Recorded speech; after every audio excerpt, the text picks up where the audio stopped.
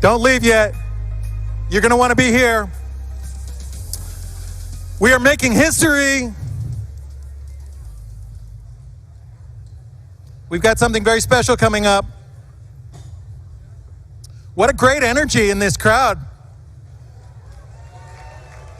How have you liked the conference, huh? The best Bitcoin conference ever. This will be one for the history books. It's going to be one to remember.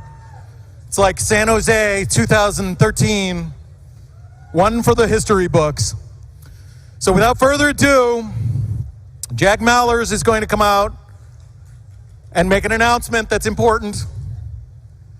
The title is One Small Step for Bitcoin, One Giant Leap for Mankind.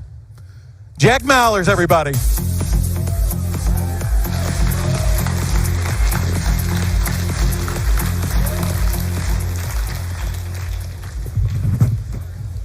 All right, we ready?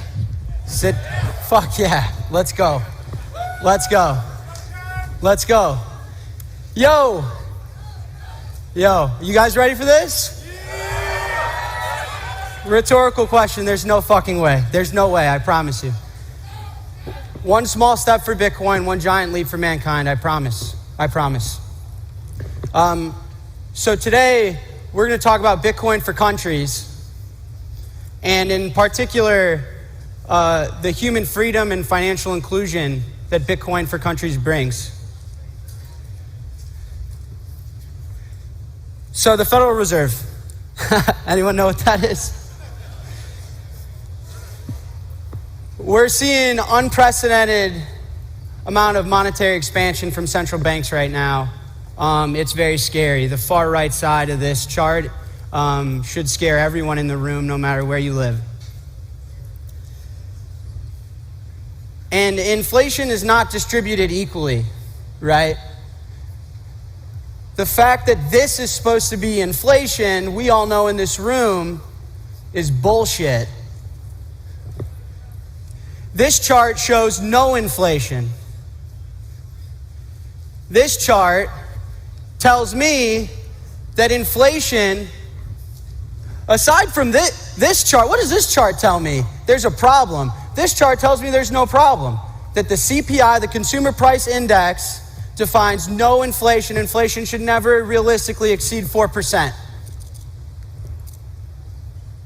However, things that we all enjoy in life, that we strive for, that we want to obtain, that we work hard for, that we sacrifice and save so that our kids can go to, like a college tuition. Then explain this. What's this? University tuition is averaging about 8% year over year inflation. I don't know, mathematician, that's bigger than 4, right? What about this? I was born and raised in Chicago. I want to have a family someday. I want that family to have a house that I own. It's my property. Well, after COVID and the stimulus shock, Chicago real estate is at 9.2% inflation year over year. So unless I'm getting a 10% raise every single year, I got no fucking chance of owning a house.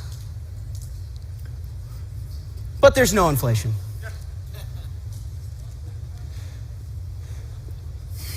Central banks are increasingly taking actions that may cause harm to the economic stability of developing countries and emerging markets.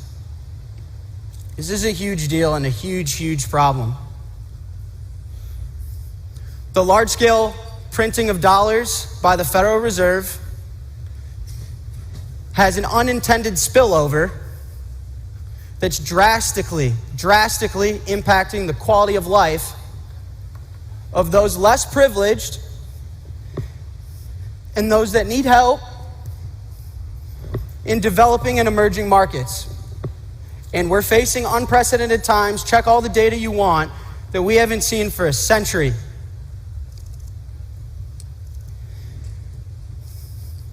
Hidden inflation causes rising rates, and it crushes emerging markets. The kid I went to high school with is going to lean over a bar in Manhattan and drink a $35 old fashioned and tell me Bitcoin doesn't matter? Privileged fucking asshole.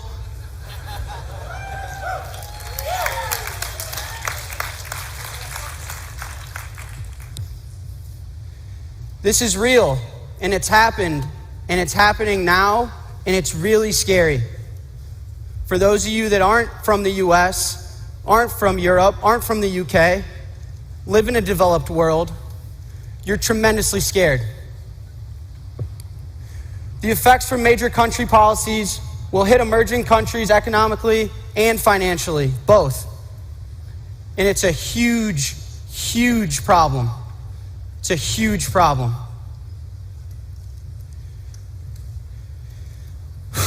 Bitcoin fixes this. Bitcoin fixes this.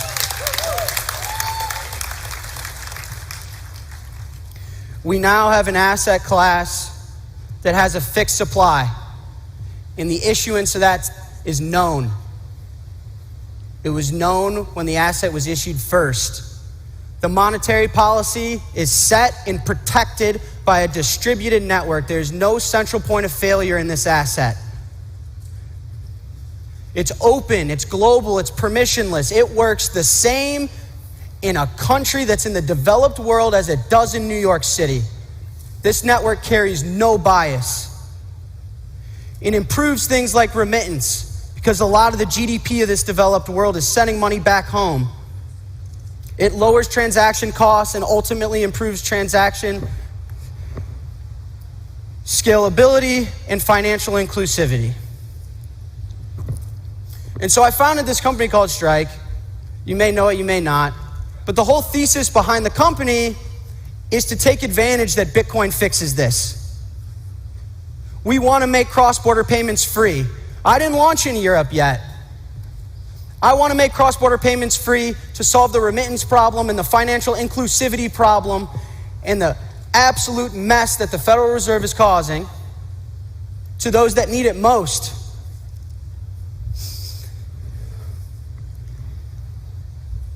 El Salvador is a great example. It's a country that uses the dollar because in a civil war they lost their own currency. It's a country where over 20% of the GDP is inbound remittance. It's how capital is influx into the economy. However, of that GDP, fees can be upwards to 50%. And the true crime is that there's over 2 million Salvadorians that live in the United States. And people are leaving because of the economic instability and the lack of economic support. The lack of economic opportunity. What that does is it causes individuals to rely on crime and violence, and it ruins the security of the country. And it's generated a tremendous immigration problem.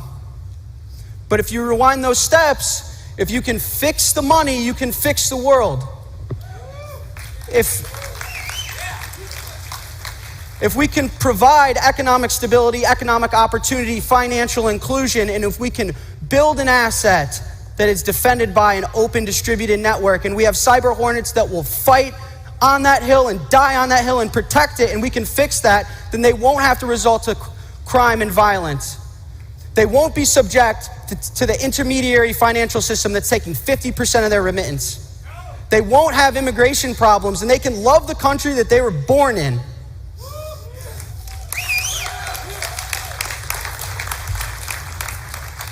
And I remember we built the first MVP, and my CBO, who's the most successful guy, he's so smart, it's like, all right, let's launch in Europe. And I was like, you're out of your mind, man. I got to go to El Salvador. That's what this is all about. This is all about helping those that need it. I'll beat TransferWise later. And I went and I lived there. I lived there for almost 3 months. Sorry.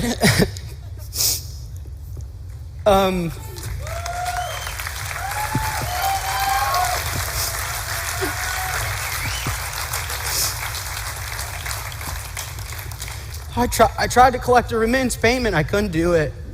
The ATM didn't work. It was a lot of dirt roads, and it was sad. It just wasn't a lot of hope. I gave talks. I talked to the kids. I told them, man, we got this. Bitcoin's here. We got this. And I'll tell one story. There's a guy, his name's Chimbera, and I spent a few days with them. It was my first week there. He sat me down, and he said, you know, my grandfather was a fisherman, and my dad was a fisherman, and I thought I was going to be a fisherman.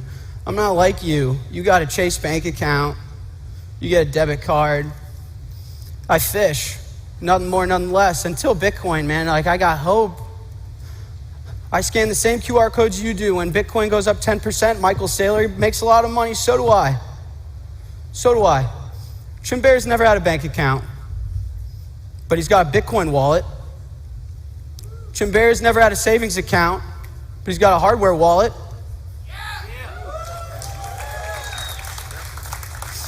Chimbera saw that this is financial inclusion, that this is a network and a monetary system that doesn't hold any bias, and there's no intermediary that could tell him that he's not allowed. And we did something amazing here.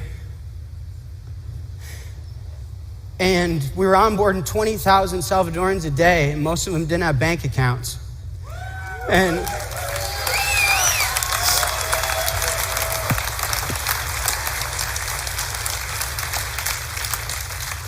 And boy, remittance was free. Remittance was instant. Lightning Network works, man. The Lightning Network works. And in real time, we were improving the GDP of the country. And so then I got a message on behalf of the president of the country. And he wanted to talk. And I called my dad. Just gonna piss my pants. But we talked. This guy's name is Yusuf. And we talked about life. Talked about anime. Talked about how to provide a high quality of life to everyone in the world, about financial inclusivity, about human freedoms and where we lost them and how we can reinstill them. We talked about the world we want to live in and the fact that we build the tools that shape the economy. Over 70% of the active population in El Salvador doesn't have a bank account. They're not in the financial system. They had a huge problem of financial inclusivity and providing their citizens with basic human freedom. And so they asked me to help write a bill, and that they viewed Bitcoin as a world-class currency, and that we needed to put together a Bitcoin plan to help these people and give them hope and give them a quality of life, and that you can live where you're born in, you don't have to leave, and when you send money home, they're not going to take fucking half of it.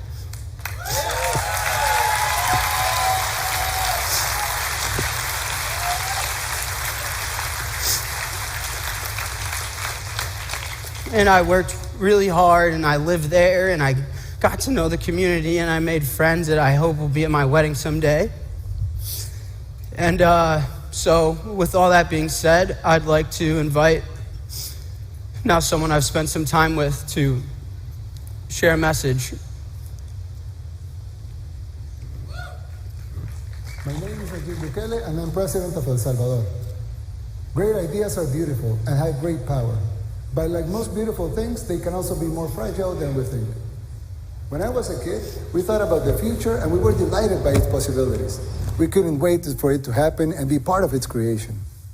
But now, ask almost anyone what they think about the future and they will say something along the lines of nuclear war, climate catastrophe, hunger, pestilence, the death of life.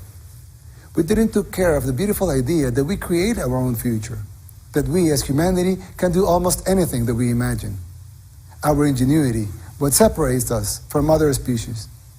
In El Salvador, we are trying to rescue this idea and start the design of a country for the future, using the best ingredients that makes us who we are, while using sensibility to find the best examples of ideas from history and around the world. I believe Bitcoin could be one of these ideas. That is why next week, I will send to Congress a bill that will make Bitcoin a legal tender in El Salvador. In the short term, this will generate jobs and help provide financial inclusion to thousands outside the formal economy. And in the medium and long term, we hope that this small decision can help us push humanity at this tiny bit into the right direction. I enter politics to leave a legacy for my country. By way of doing it, and by working with like-minded people, maybe we can help to create a legacy for the world.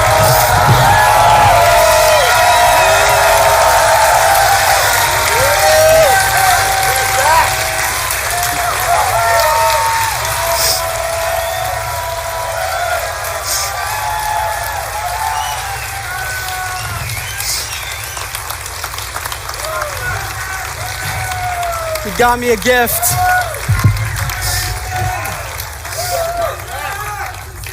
He got me a gift, a soccer jersey. It's pretty sick. I want to read my favorite part from the proposed bill.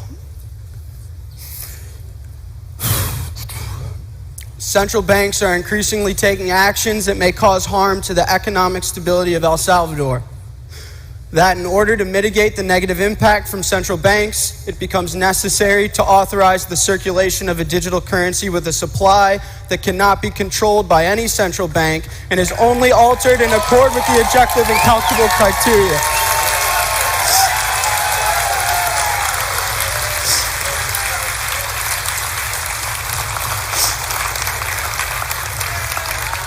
So as of now, El Salvador is set to be the first Bitcoin country and the first country to make Bitcoin legal tender and treat it as a world currency and have a Bitcoin on their reserves.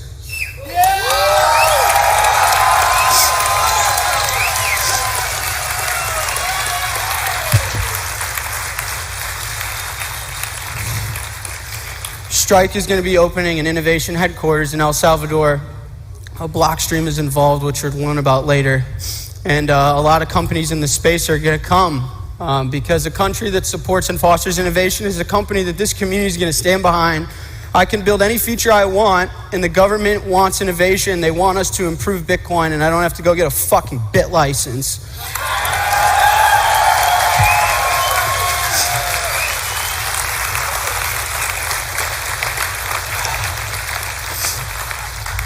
I'm also going to be open sourcing all the work I did. And it's going to be called Bitcoin for Countries. And any country that needs help, download it from the fucking internet.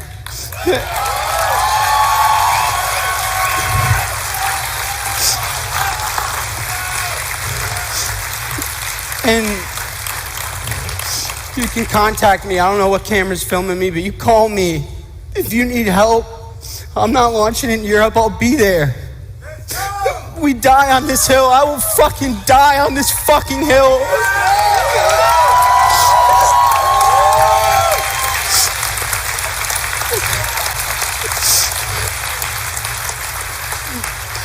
So, today, a country plugs in into open monetary system and gives their citizens hope. Today, country chose Bitcoin as a currency with a supply that cannot be altered by a central bank. Today, humanity takes a tremendous leap forward in reinstilling human freedom and financial inclusivity. And today, I hope we all can celebrate the resilience and strength of humanity and the direction that we're bending humanity towards. Today's a really special day. Oh, I'm sorry.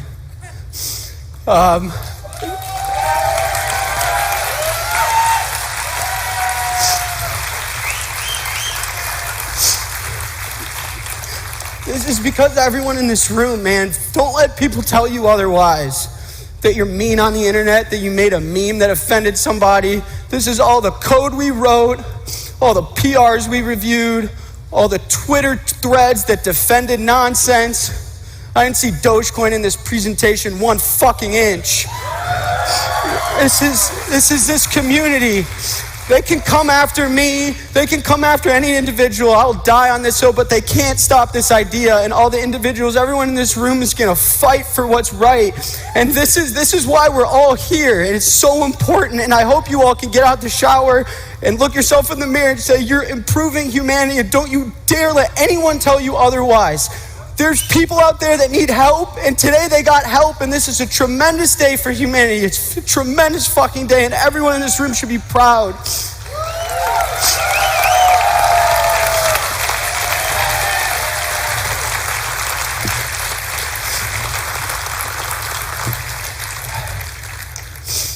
Well, my clicker's dying, so I don't have my next slide. But I'll end it. The reason I labeled the talk the way I did is because I think that this is one small step for Bitcoin. It's not a big step for Bitcoin. It's just another node on the network. It's another wallet. Just another president's just another Bitcoin hodler, just like all of us.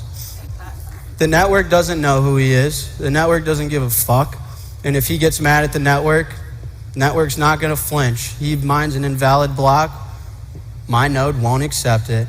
It's a small step for Bitcoin. It's a small step for Bitcoin, but it's a giant step and a giant leap for humanity. And the fact that there are people that needed hope and they found it in Bitcoin, and this community's fought for this moment, and I wanted to share it with you guys, and I'm so proud of everybody in this room. And we got a lot of work to do, but I hope today you find solace in knowing that you help those that haven't been helped in maybe 250 years.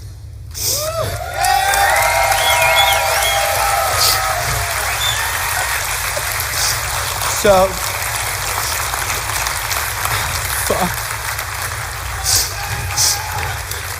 I'm done. The clicker's done. I'm way over time, but I fucking love you guys, man. I'm so proud of everybody in this room. And look.